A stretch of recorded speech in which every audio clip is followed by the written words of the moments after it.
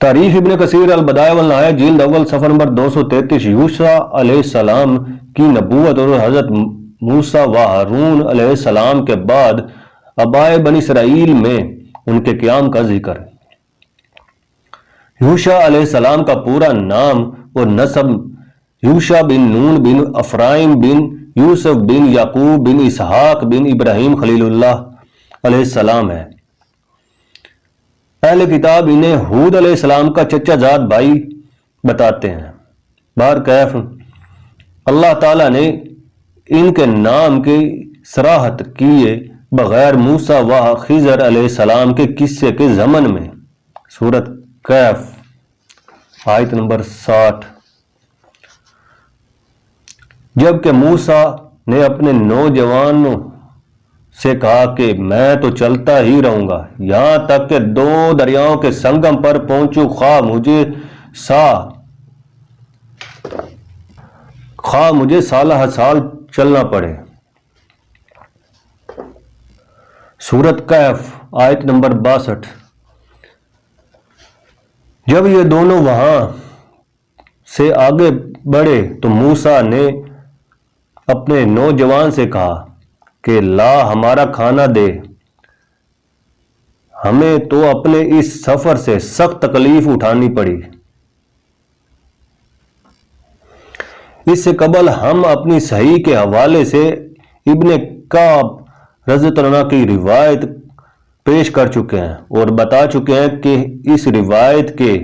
مطابق حضرت صلی اللہ علیہ وسلم نے فرمایا کہ یوشع نون کے بیٹے تھے، اور آپ صلی اللہ علیہ وسلم اہل کتاب کی اس روایت سے متفق تھے کہ انہیں اللہ تعالیٰ نے نبوت سے سرفراز فرمایا تھا۔ آپ صلی اللہ علیہ وسلم نے یہ بھی فرمایا کہ اس زمانے کے کچھ لوگ جو سامریہ کہلاتے تھے حضرت موسیٰ علیہ السلام کے بعد یوشع علیہ السلام کے سوا کسی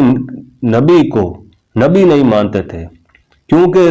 توریت میں صرف انہی کے نبوت کا صراحت سے بیان کیا گیا ہے، حالانکہ ان کے علاوہ کچھ دوسرے بھی اللہ تعالیٰ کے سچے پیغمبر تھے۔ اور جہاں تک یوشع علیہ السلام کا تعلق ہے تو انہوں نے حضرت موسیٰ علیہ السلام سے کہا تھا کہ وہ ان پر نازل ہونے والی وحی کے بارے میں از اول تا آخر تمام کفیات بتائیں، جس پر حضرت موسیٰ علیہ السلام کس قدر مقرد ہو گئے تھے۔ ممکن ہے وہ پھر ان کے سامنے ان کی وضاحت کر دیتے، لیکن اس دوران میں حضرت موسیٰ علیہ السلام وفات پا گئے اور ان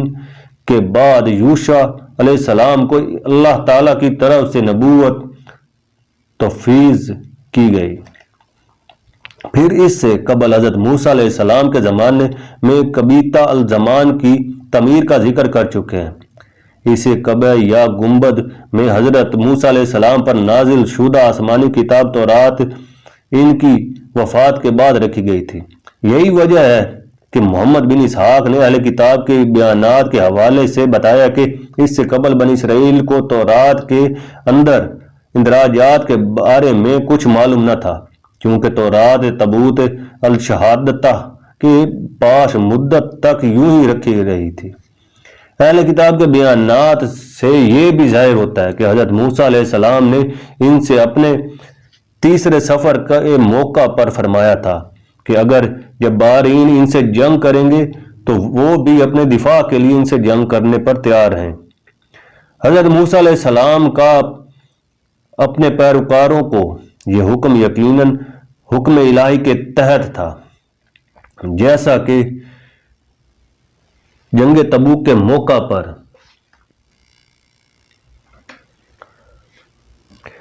اللہ تعالیٰ نے وحی کے ذریعہ حضرت صلی اللہ علیہ وسلم سے فرمایا تھا۔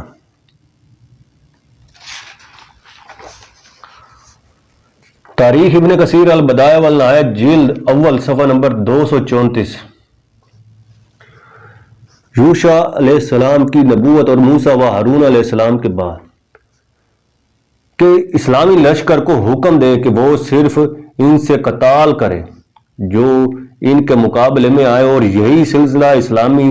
طریقہ جنگ کا اسی وقت تک جاری رکھا گیا جب مشرق و مغرب کے بہت سے ملک مسلمانوں کے زیر نگین آ چکے تھے۔ البتہ جیسا کہ قرآن پاک میں اللہ تعالیٰ نے بنی اسرائیل کے بارے میں ارشاد فرمایا ہے، سورۃ مائدہ آیت نمبر 12، اور اللہ تعالیٰ نے بنی اسرائیل سے عہد و پیما لیا اور انہیں میں سے 12 سردار ہم نے مقرر فرمائے، اور اللہ تعالیٰ نے فرما دیا کہ یقیناً میں تمہارے ساتھ ہوں اگر تم نماز قائم رکھو گے اور زکوٰۃ دیتے رہو گے اور میرے رسولوں کو مانتے رہو گے اور ان کی مدد کرتے رہو گے اور اللہ تعالیٰ کو بہتر قرض دیتے رہو گے تو یقیناً میں تمہاری برائیاں تم سے دور رکھوں گا اور تمہیں ان جنتوں میں لے جاؤں گا جن کے نیچے چشمے بہہ رہے ہیں۔ اب اس عہد و پیما کے بعد بھی تم میں سے جو انکاری ہو جائے وہ یقیناً راہ راست سے بھٹک گیا، یعنی اس کے بعد جو اس حکم سے پھیرا وہ گمراہ ہوا۔ تو جب بنی اسرائیل نے موسیٰ علیہ السلام کے احکام سے سرتابی کی تو انہی جیسا کہ پہلے ذکر آ چکا ہے کہ انہی در بدری کی سزا دی گئی، جس طرح نصاری کو حضرت عیسیٰ علیہ السلام سے روح گردانی کی سزا ملی۔ امام احمد رحمۃ اللہ علیہ فرماتے ہیں کہ ان سے اسود بن عامر اور ابو بکر نے ہشام ابن سرین اور ابو ہریرہ رضی اللہ عنہ کے حوالے سے بیان کیا کہ حضرت صلی اللہ علیہ وسلم نے فرمایا، اللہ تعالیٰ نے کسی انسان کے لیے یوشع علیہ السلام کے علاوہ چند راتوں تک محبوس نہیں کیا، یعنی طلوع ہونے سے نہیں روکا، جب انہوں نے بیت المقدس کو فتح نہیں کر لیا۔ اس حدیث نبوی صلی اللہ علیہ وسلم سے صاف ظاہر ہے کہ بیت المقدس کو حضرت موسیٰ علیہ السلام نے نہیں بلکہ یوشع علیہ السلام نے فتح کیا تھا۔